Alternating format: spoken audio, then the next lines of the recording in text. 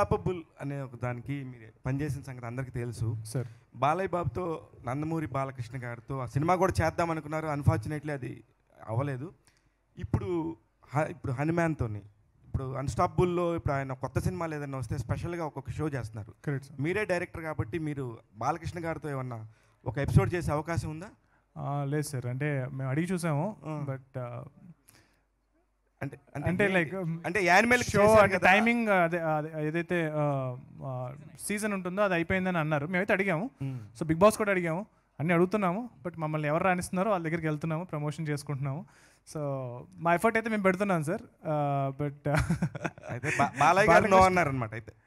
బాలకృష్ణ అంటే ఆబ్లిగేషన్ ఏం లేదు సార్.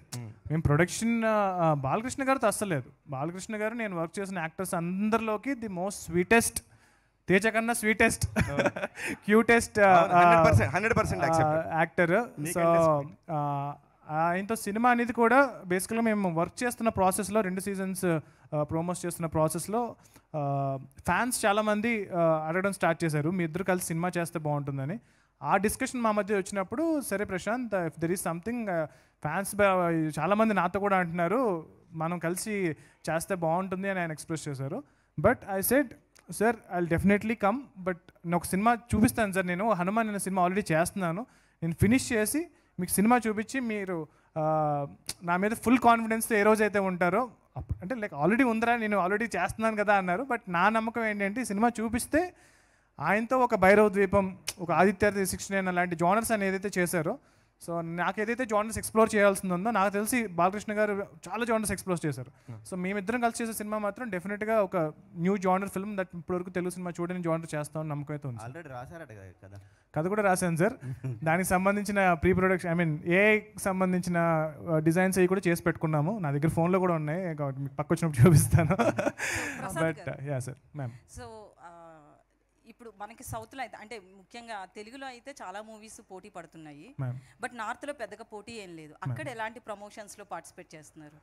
అదే మ్యామ్, అక్కడ మాకు బెస్ట్ పిఆర్ ఒకళ్ళు, అంటే ఆయనే, అంటే లైక్ బాలీవుడ్లో ఉన్న ది బెస్ట్ పిఆర్ ఎవరైతే ఉన్నారో ఆయనకి హనుమంతు భక్తుడు.